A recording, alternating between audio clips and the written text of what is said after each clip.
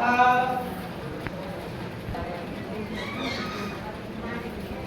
श्री परम पावन भूमि कैलाश पर्वत पर विशाल वट वृक्ष के नीचे भगवान शिव पार्वती सभी गुणों से बागंबर का विराजमान थे।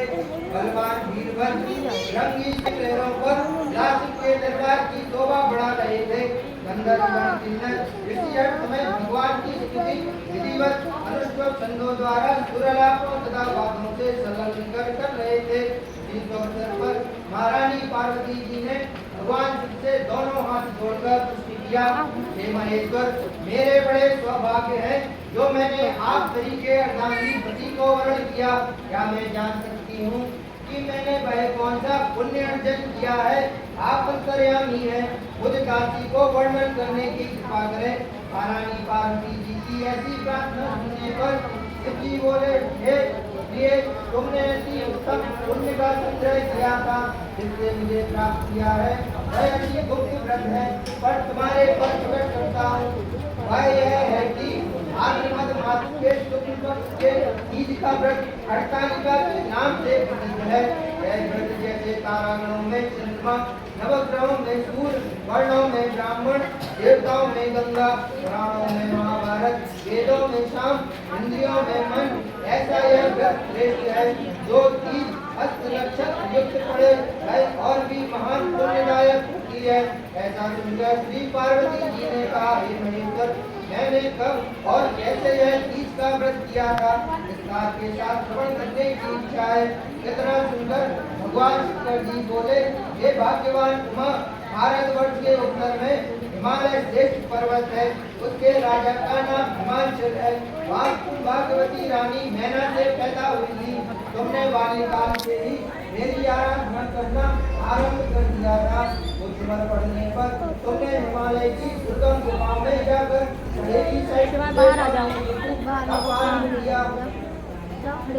तुमने ग्रीष्म ऋतु में पहाड़ चट्टानों पर आसन लगाकर तप किया। वर्षा ऋतु में बाहर पानी में तप किया। हिम ऋतु में पानी में बड़े होकर मेरे ध्यान में संलग्न रही। इसी प्रकार से ऋतुओं में तपस्या की। जब मेरे दर्शन न मिले तब तुमने ऊर्ध्वमुख होकर केवल वायु का सेवन किया। फिर वृक्षों के सूखे पत्ते खाकर इस शरीर को छिन्न किया।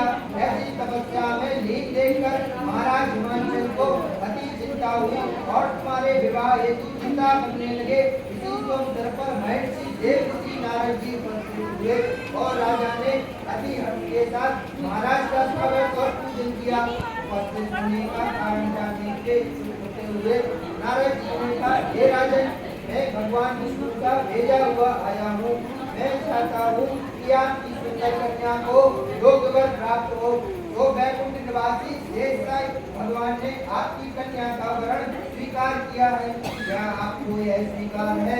राजा हिमांचल ने कहा, हे महाराज, मेरे सौभाग्य है जो कि मेरी कन्या को विष्णु जी ने स्वीकार किया है और मैं अवश्य ही उन्हें अपनी कन्या उमा का वरदान करूंगा। यह सुनिश्चित हो जाने पर नारद जी वैकुंठ पहुंचकर श्री विष्णु भगवान से पार्वती जी के विवाह का पूर्ण होना सुनाया। उधर महाराज हिमांचल ने वन में पहुंचकर पार्वती जी को भगवान विष्णु से विवाह होने का निश्चय हो चुका ऐसा बताया। यह सुनते ही पार्वती जी को महान दुख हुआ।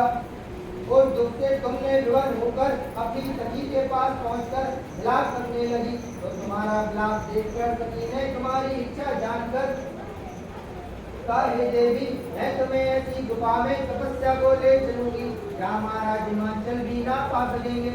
ऐसा कहकर उमा सहेली से हिमालय की गहन गुफा में विलीन हो गई। तब महाराज हिमांचल घबराकर पार्वती जी को ढूंढते हुए विलाप करने लगे कि मैंने विष्णु जी को जो वचन दिया है वह कैसे पूर्ण होगा। ऐसा कहकर कुंठित हो गए। तब सभी पुरवासियों को साथ लेकर मुड़ने को महाराज ने पदार्थ बनकर ऐसी चिंता करके की, क्या मेरी कन्या को बाघ ने दिया है, या सर्प ने दिया है, या कोई राक्षस करने गया है। उस समय तुम अपनी सहेली के साथ ही गहन गुफा में पहुंचकर बिना जल अन्न के मेरे व्रत को आरंभ करके नदी की बालू की लिंग स्थापित कर विविध फल पुष्प फलों से पूजन करने लगी। उसी समय भाद्रपद मास की तृतीया शुक्ल पक्ष हस्त नक्षत्र युक्त प्राप्त थी। मेरी पूजा के फलस्वरूप से मेरा सिंहासन मुड़ उठा, तो मैंने जाकर तुम्हें दर्शन दिया और तुमने कहा, हे देवी, मैं तुम्हारे व्रत और पूजन से अति प्रसन्न हूँ, तुम अपनी कामना को मुझसे वर्णन करो। इतना सुनकर तुमने लज्जित भाव से प्रार्थना की कि आप अंतर्यामी हैं, मेरे मन के भाव आपसे छुपे नहीं हैं, आपको पति रूप में पाना चाहती हूँ। इतना सुनकर मैं तुम्हें एक वस्तु विकसित पूर्ण वरदान देकर अंतर्ध्यान हो गया। इसके बाद तुम्हारे पिता हिमांचल ने मंत्रियों से ढूंढते ढूंढते नदी के तट पर मारे सो के मूर्छित होकर गिर पड़े। इसी समय तुम सहेली के साथ मेरी बालू की मूर्ति विसर्जन करने हेतु नदी तट पर पहुंची थी। उसी समय तुम्हारे नगर निवासी मंत्रीगण हिमांचल के तुम्हारे दर्शन कर अति प्रसन्नता को प्राप्त हुए और तुमसे लपट लपट कर रोने लगे और बोले, हे उमा, तुम इस भयंकर